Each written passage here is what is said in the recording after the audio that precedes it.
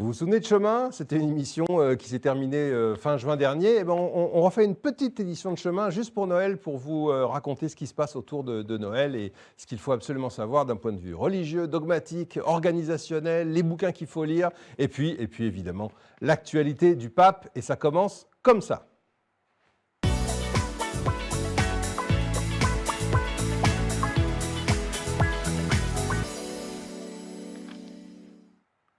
Et alors, je vais dire quelque chose qui n'est pas très bien, mais que serait le pape sans Arthur Herlin? N'est-ce pas, cher Arthur? Le le pape, on n'en entendrait jamais parler si vous n'étiez pas là, Arthur. Et vous êtes là. Deo gratias. Comment allez-vous? Je vais très bien, je vous remercie, Denis. Et vous? Parfait. Alors, ben, ça va très bien. Écoutez, on a des nouvelles du pape. On en a eu plusieurs qui étaient plutôt très intéressantes. Et entre autres, il s'est une fois de plus remis dans les pas de ses prédécesseurs, Paul VI, Jean-Paul II, etc., dans une démarche œcuménique avec nos frères orthodoxes. Et vous savez à quel point ici, en Roumanie, c'est important pour nous. Et donc, le pape est allé tout simplement en Grèce. Oui, il y est retourné puisqu'il était allé, quelque temps, après son élection, il a été, à Lesbos et on s'en souvient, il est revenu, avec, une famille de migrants qui logent depuis, au Vatican. Là, cette fois, c'était un voyage un peu plus formel, un peu plus, officiel, pendant lequel il a pu rencontrer à nouveau des migrants. Il est reparti d'ailleurs avec une famille, avec plusieurs familles même. Mais évidemment, il a passé du temps avec les représentants religieux orthodoxes et en particulier avec l'archevêque d'Athènes, Hieronymus II. L'échange a été très fort parce que au cours de leur discours, au cours de son discours, le pape a demandé pardon. Alors, on s'y attendait pas vraiment. Il s'est vraiment, disons, euh, confondu en excuses. Il a dit exactement, à notre honte, je le reconnais au nom de l'Église catholique, il a confié sa honte des actions et des choix qui ont peu ou pas de rapport avec Jésus et l'Évangile, mais plutôt avec une soif de profit et de pouvoir, et qui ont flétri la communion. Donc, c'est des mots forts. Il a dit que l'histoire avait du poids et qu'il ressentait aujourd'hui le besoin de renouveler sa demande de pardon à Dieu et à ses frères pour les erreurs commises pour beaucoup de catholiques. On ne sait pas exactement, il n'a pas dit clairement pourquoi il demandait pardon, mais dans son discours quelques instants auparavant, Hieronymus faisait référence notamment au rôle de l'Église catholique et du Vatican en particulier pendant la guerre civile et la résistance à l'emprise ottomane au XIXe siècle. Voilà, il s'agirait de l'action du Vatican et de l'Église qui n'a pas été extrêmement solidaire vis-à-vis des chrétiens grecs. Voilà. Mais ce qu'il faut noter, c'est quand même un chemin œcuménique qui continue inlassablement de la part des papes, et on ne peut que s'en féliciter et y joindre notre prière, bien évidemment. Bien sûr, bien sûr. Il avait d'ailleurs été très, très, disons, efficace lors de son voyage en Roumanie. Il avait discuté avec les responsables religieux dans ce pays, mais aussi en Bulgarie, en Macédoine.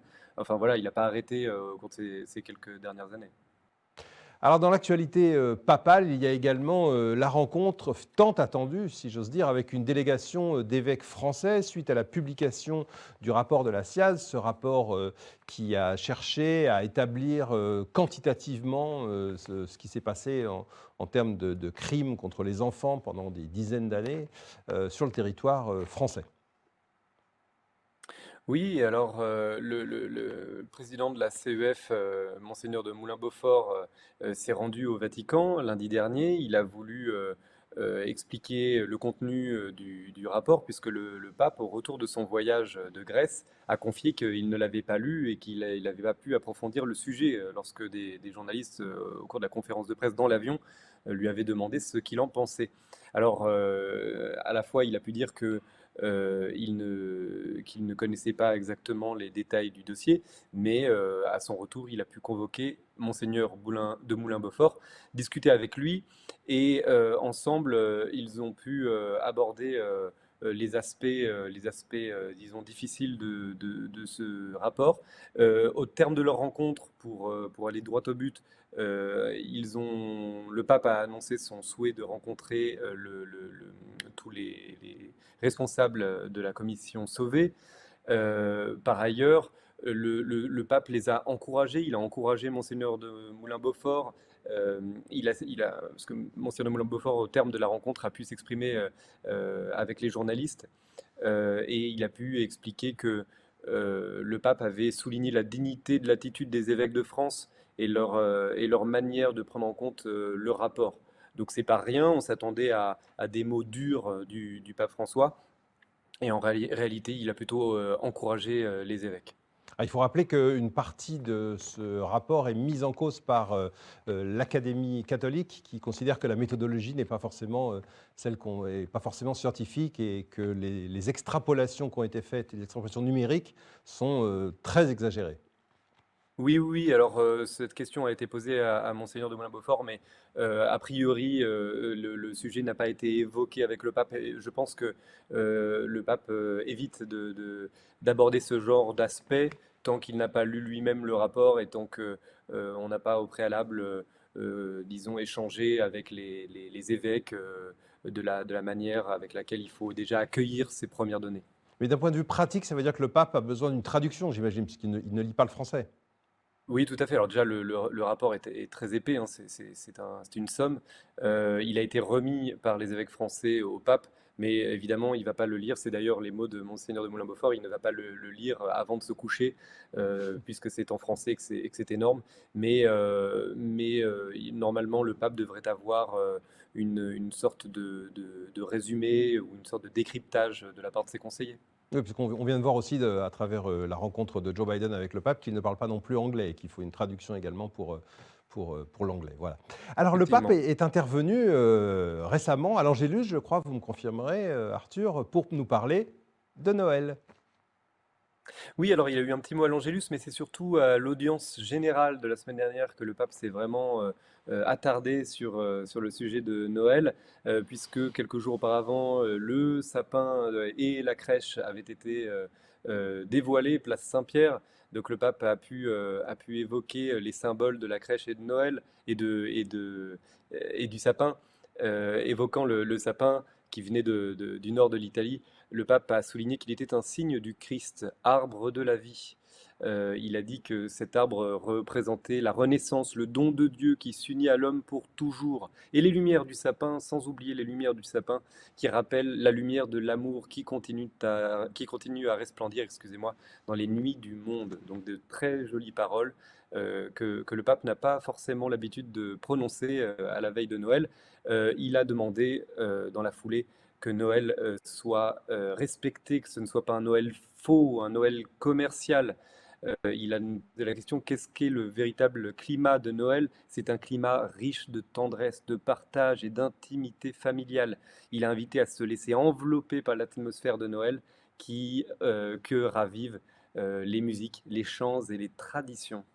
Et le silence, et le silence. Le pape a parlé de silence Et le également. silence, tout à fait, tout à fait. Alors, c'était pas spécialement au moment de Noël, mais il a expliqué que dans cette période de l'Avent, effectivement, il fallait s'offrir dans la mesure du possible un temps de silence qui permettait de se recueillir et de vivre pleinement la spiritualité catholique. Ce qui fera plaisir à nos amis Nicolas Dia et Monseigneur Sarah, donc à chaque fois qu'on évoque le silence. Merci très cher Arthur, je vous souhaite un Merci à excellent vous, Denis. Noël et puis on se retrouvera peut-être l'année prochaine pour d'autres aventures papales Joyeux Noël. et arthuriennes. Merci beaucoup, joyeux Noël à vous également.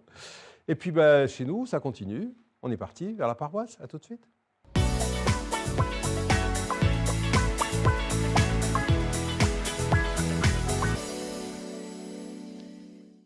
Et bien évidemment, comment pourrions-nous fêter Noël sans nous rendre à l'église, évidemment, pour la messe de minuit, la messe du soir ou la messe du lendemain, ou les deux d'ailleurs. Et pour cela, eh bien, nous allons parler de Noël avec Monsieur l'abbé Raileanu. Bonjour Monsieur l'abbé. Bonjour cher Denis.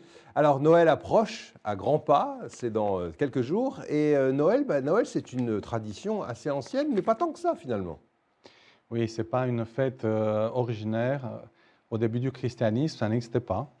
C'est qu'à partir du IIe siècle, ça commence petit à petit. L'Église cherche quand Jésus est né. Alors il y a eu toute une discussion. Et c'est à partir du 2e, 5e siècle qu'on commence à fêter Noël le 25 décembre. Alors le symbole est là, c'est le renouveau, puisque c'est le solstice d'hiver, donc c'est le moment où la nuit va commencer à se raccourcir Et et le jour à grandir. exactement. Et à Rome, ce jour-là, c'était une des grandes fêtes de Rome, emportée de Perse. C'était le culte de Mitra et on fêtait le soleil. Et donc, comme Jésus est appelé par les prophètes le soleil de justice, on a introduit justement la fête de la naissance de Jésus. Alors pour nous autres francophones et particulièrement français, il s'en est passé plein de choses à Noël. Par exemple, Noël, c'est le baptême de Clovis, Noël 496. Exact, le 25 décembre, oui. Voilà, Exactement. donc la fondation de la France. Alors, ce qui est important de dire, c'est un fait historique. Donc, à Noël, nous fêtons la naissance du Christ. Et cela a réellement existé. Donc, ce n'est pas simplement une tradition pieuse, ce n'est pas simplement une fête commerciale, mais c'est un fait historique. Alors, qu'est-ce qui est important de savoir sur Noël d'un point de vue religieux, d'un point de vue dogmatique? C'est tout d'abord, les évangiles ne nous disent pas grand-chose. On a plus de paroles de Dieu, si j'ose dire, de la résurrection que de Noël. Et donc, la naissance de Jésus, elle est entourée par beaucoup de mystères, beaucoup de silence. Et c'est la note, normalement, de cette fête. C'est une fête mystérieuse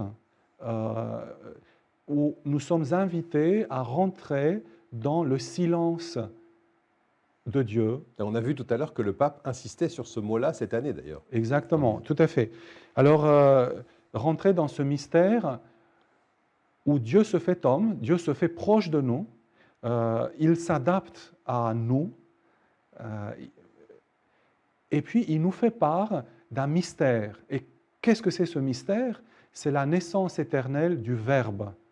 Le Verbe naît éternellement du Père. Voilà, donc, finalement, on peut dire que cette fête de Noël, c'est une fête très théologique. C'est pour cela qu'en fait, nos frères byzantins l'aiment beaucoup. Il y a une place très particulière de la fête de Noël pour eux. Alors, pour nous aussi, bien entendu.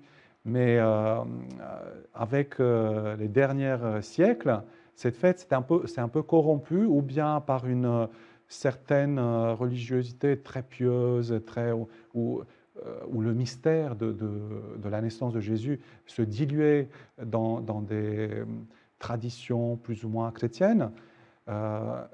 Et puis, les derniers temps, ça s'est dilué dans le commercial. Ça s'est devenu plutôt la fête des enfants, des cadeaux, voilà.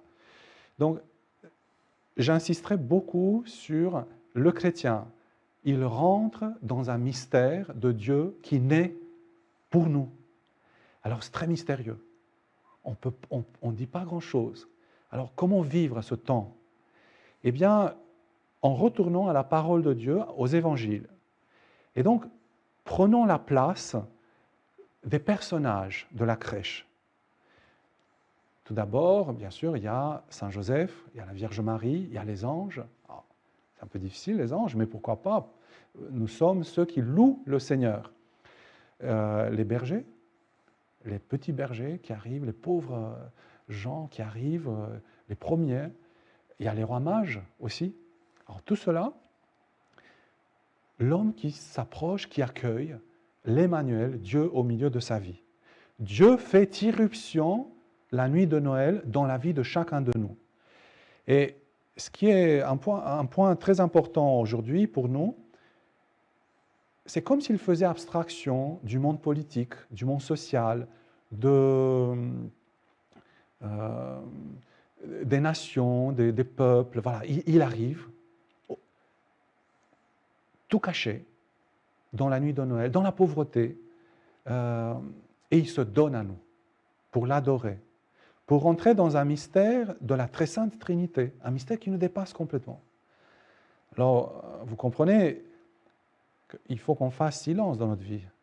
On quitte tout le brouhaha, tout le bruit qui nous entoure, cette dynamique commerciale qui depuis pas mal d'années, depuis un siècle déjà, étouffe la conscience chrétienne. C'est la responsabilité de chacun de nous. Alors, la liturgie nous aide.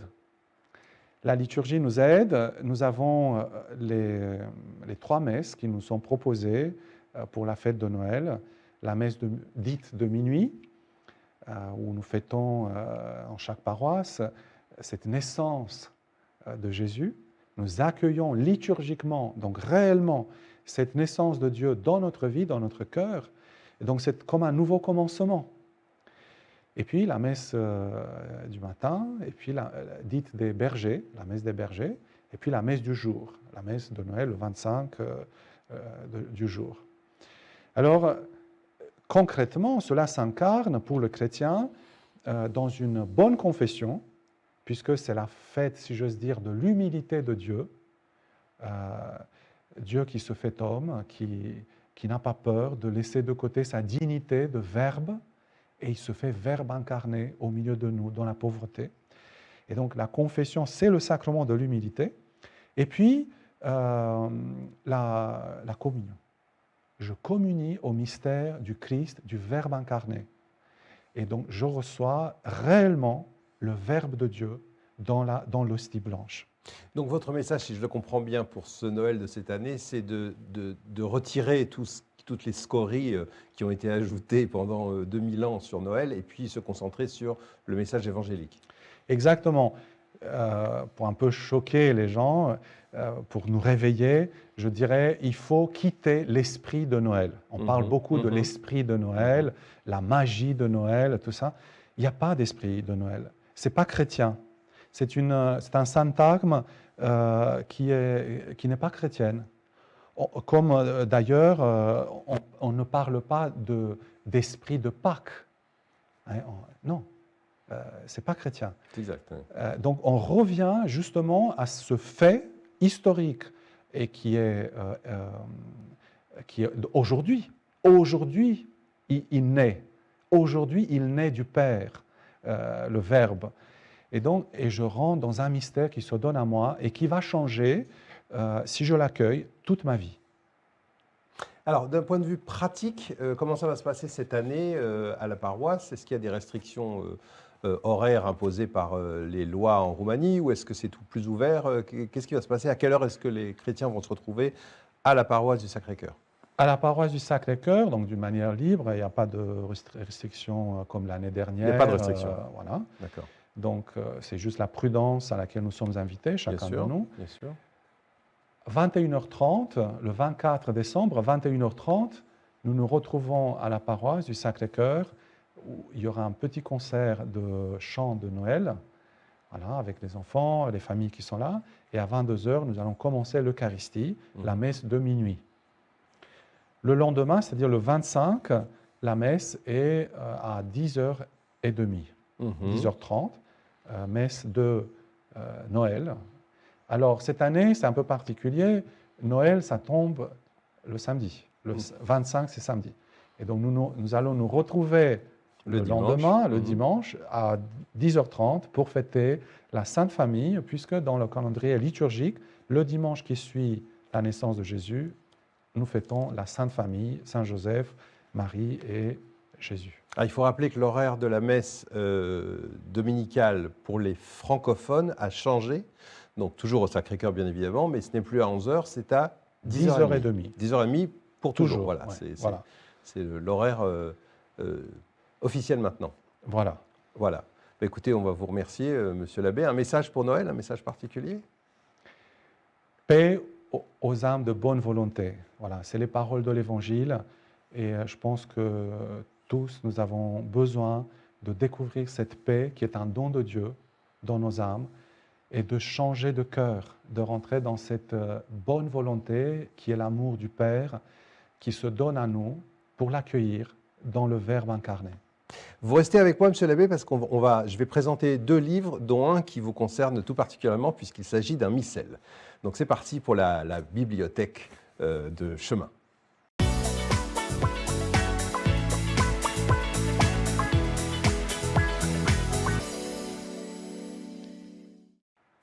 Une fois n'est pas coutume, je suis venu avec 2 livres cette fois-ci. Alors un d'actualité, d'analyse, qui est très rapide à lire et qui est très intéressant et qu'on découvrira en deuxième partie. Et puis un premier qui est quelque chose que vous allez garder toute votre vie en revanche, c'est le nouveau missel de chez Artege, préparé par la communauté Saint-Martin.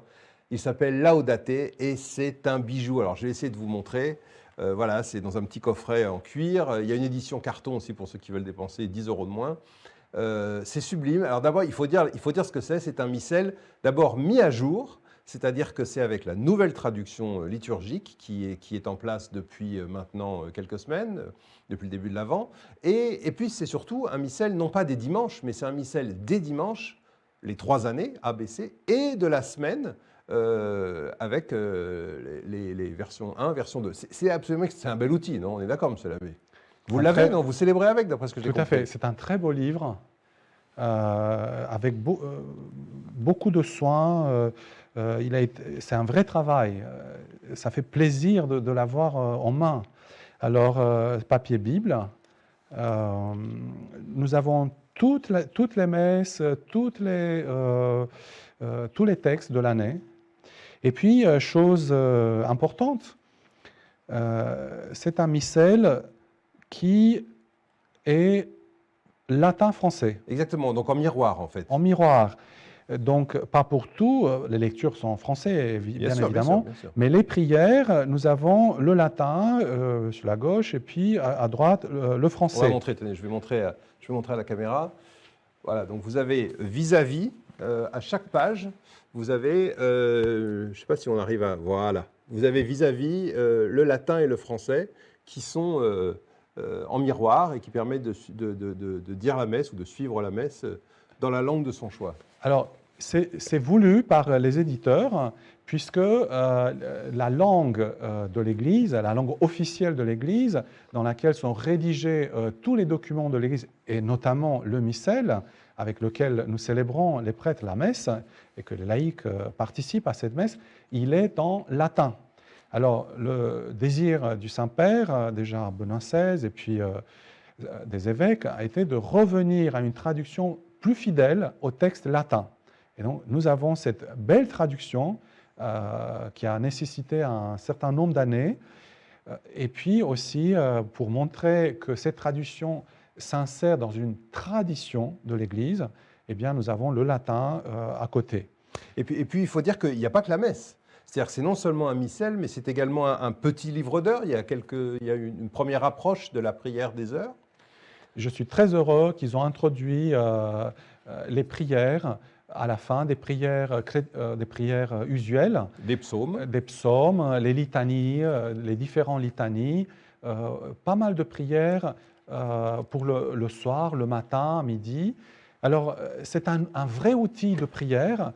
Et par exemple, ça peut être un très beau cadeau pour les nouveaux baptisés. Absolument, et c'est un beau cadeau à faire pour la nouvelle année aussi. Alors, je ne sais pas si on peut Exactement. voir ici à l'image, il y a également les chants, il y a quelques chants, quelques prières grégoriennes, alors qui malheureusement sont en notation moderne, ce qui est un peu bizarre pour du grégorien. On aurait aimé la notation en note carrée, mais enfin bon, je pense que le grand public s'y retrouvera aussi. Donc il y a vraiment tout un capital, j'allais dire, historique, traditionnel, voilà, dans un missel qui, il faut bien le rappeler, correspond à la messe de Paul VI, la messe Tout à fait. d'aujourd'hui. Et qui est très, très pratique. Donc, on suit la messe très facilement avec. Absolument. Il y a les onglets. Alors, bien sûr, il faut mettre ses lunettes parce que c'est écrit petit. C'est un missel de main, enfin de usage personnel. L'Église a aussi édité le grand missel pour l'autel, avec des caractères beaucoup plus grands. Mais pour le moment, il est introuvable puisqu'il y a une pénurie. Oui, il a l'impression, il y a une pénurie de papier en Europe. Il faut préciser qu'il y a également toutes les messes de tous les saints. Enfin, il y a toutes les messes. Voilà. Il y a les messes des saints, des propres des saints, etc. Là, je suis tombé sur le 11 novembre, la Saint-Martin, etc. Il y a toutes les messes. Donc, c'est vraiment un outil extraordinaire. C'est à 61 €, je crois, de mémoire, voilà. plus livraison. C'est un outil aussi, c'est important de le dire, théologique. C'est-à-dire qu'à côté de chaque prière, de chaque texte, il y a une note explicative qui explique ce qui se passe. Notamment, je pense là à l'épiclèse, à la consécration, on explique aux fidèles, aux laïcs, ce qui se passe, le mystère. Formidable. Un très très bel outil donc pour ceux qui ont envie de se plonger dans la messe de manière plus intense, le missel Laudate. Et puis je vous ai promis un deuxième livre, alors là ça n'a rien à voir. J'allais presque dire au contraire, puisque c'est un livre de Chantal Delsol, sociologue bien connue des lecteurs français. Et ce livre il est en train de faire ce qu'on appelle communément un carton, puisqu'il est de manière permanente en rupture de stock, puisque tout le monde l'achète. Ce livre s'appelle « La fin de la chrétienté ». Alors rien à voir avec la fin du christianisme, rassurez-vous, monsieur l'abbé, au contraire. Mais c'est la fin de la domination religieuse chrétienne sur l'Europe et sur le monde occidental. Et c'est très bien analysé avec un point de vue historique et puis avec également une évocation des solutions pour l'Église, c'est-à-dire Chantal Delsol fait un état des lieux d'abord, historique, un état des lieux actuel, et puis elle nous dit ce que va devenir l'Église, et donc je ne vais pas vous raconter, il faut que vous lisiez ce livre. C'est un livre édité au CERF, voilà, il est facile à trouver et à commander. N'ayez pas peur quand il y a marqué qu'il est en rupture de stock, c'est pas vrai, il arrive très vite. Voilà, je peux vous en faire témoignage. Merci monsieur l'abbé, un très joyeux Noël à vous. Joyeux Noël, Denis. Et un très joyeux Noël à tous. On se retrouve peut-être au Nouvel An, après, en 2022. Joyeux Noël!